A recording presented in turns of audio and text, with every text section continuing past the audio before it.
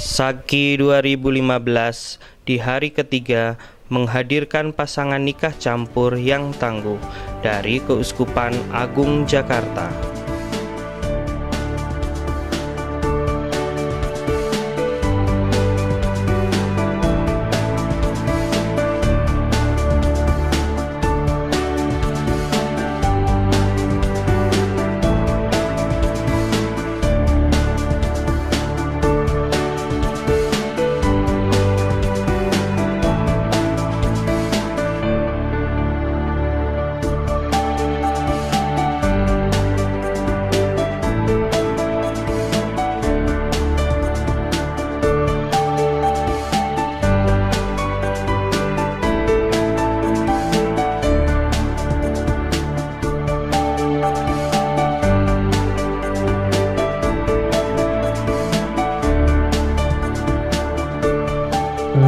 Perkawinan kami seperti yang disampaikan oleh Irin tadi sudah 40 tahun. Awalnya kami berpacarannya juga tidak begitu lama, pacarannya hanya 10 tahun.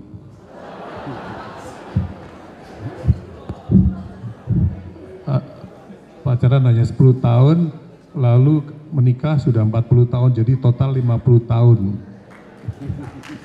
Irin selalu bilang, aku ini lebih lama mengabdi ke kamu loh daripada hidup sama orang tuaku.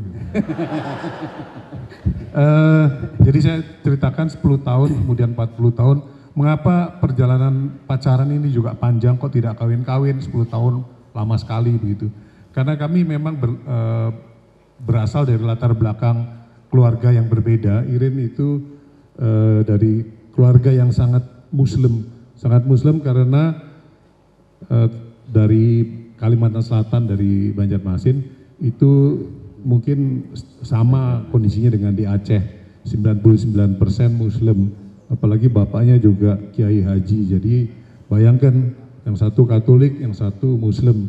Tapi kami berdua merasakan bahwa ini tidak menjadi penghalang untuk kami berdua. Masih muda, kita masih penuh madunya tok gitu. Jadi kalau orang Jawa bilang bondo nekat gitu, bonek aja gitu.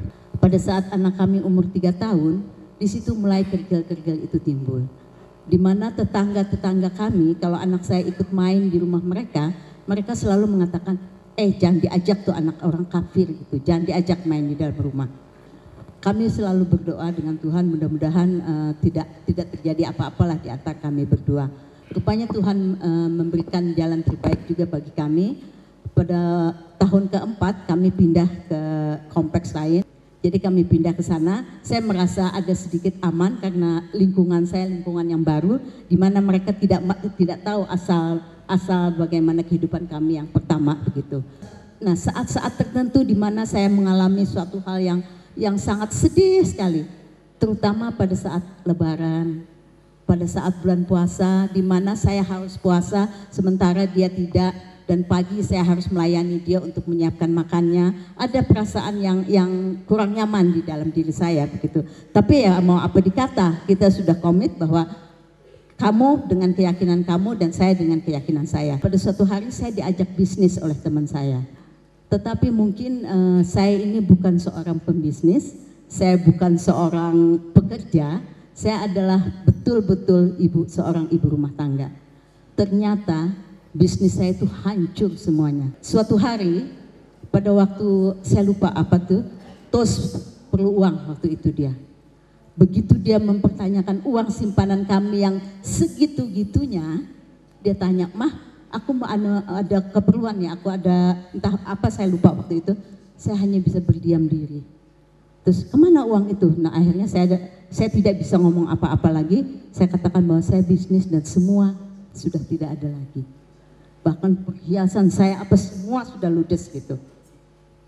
Nah disitulah kami mulai ribut dan setiap hari di kehidupan rumah tangga kami itu sudah tidak ada kenyamanan lagi. Ribut dan ribut.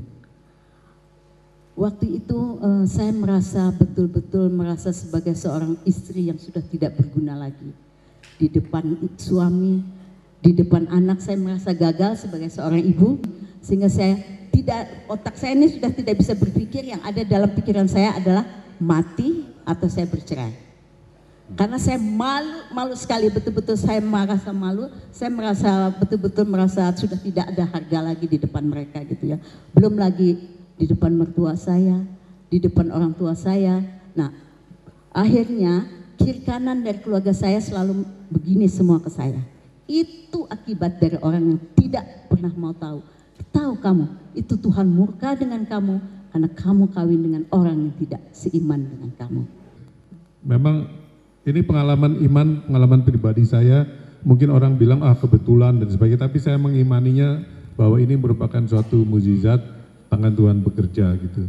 Saya ingat pada tahun 1988, mungkin ada Romo atau Monsinyur yang ada di sini masih ingat pada saat itu diadakan perayaan tahun Maria di Maumere di Flores. Kalau malam hari saya masih ingat di lapangan Maumere itu karena ada patung Bunda Maria yang sangat besar yang dibawa dari selatan itu.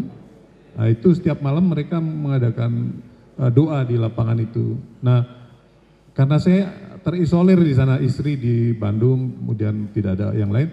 Setiap malam juga saya mengikuti ritual itu, selalu berdoa sampai tengah malam jam 12 itu. Salah satu doa saya tentunya juga berikan jalan yang terbaik untuk pasangan saya gitu. Nah itu. Nah ini kalau dibilang kebetulan, saya tidak melihat sebagai suatu kebetulan. Ini karena adalah bagi saya suatu mukjizat begitu. Itu tidak lama kemudian tahun 88, tahun 89, jadi kira-kira belum sampai setahun, tiba-tiba satu hari Irin, "Pak, anterin aku dong." "Kemana?" "Ke katedral." Rupanya di Romo itu saya hampir semaput waktu itu karena Romo, saya memutuskan ingin mengikuti keyakinan suami saya katanya. Saya kadang-kadang suka mau nangis.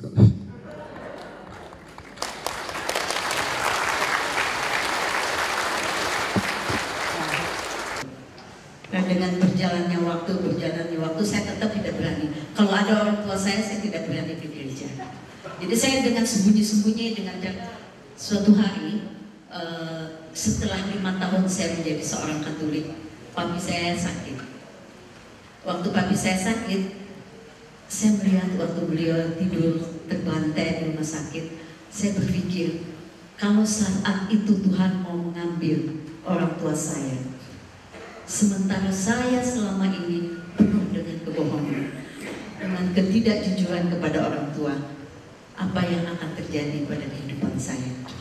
Saat itulah saya itu tanpa saya sadari, saya berdiri dan saya cium kaki kedua orang tua saya minta ampun kepada beliau. Saya bilangin, "Pak, saya minta ampun bahwa selama 5 tahun saya sudah berbohong. Saya sebetulnya sudah bukan semua orang Muslim lagi, tapi saya sudah menjadi orang Nasrani."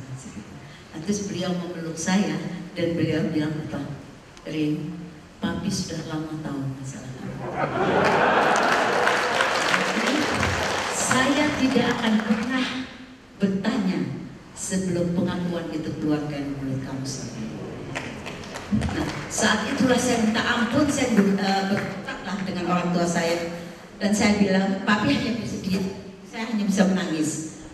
Terus saya bilangin, andaikan kedua orang tua saya tidak merestui dan tidak mengizinkan saya menjadi seorang Katolik, saya siap untuk bercerai dengan suami saya karena saya tidak mau menjadi anak yang durhaka. Tapi papi menangis, dia bilangin, "Irin, berdosa bagi saya kalau saya memisahkan cinta kasih kalian berdua." Dari Arena Sagi 2015, tim Dokpen melaporkan.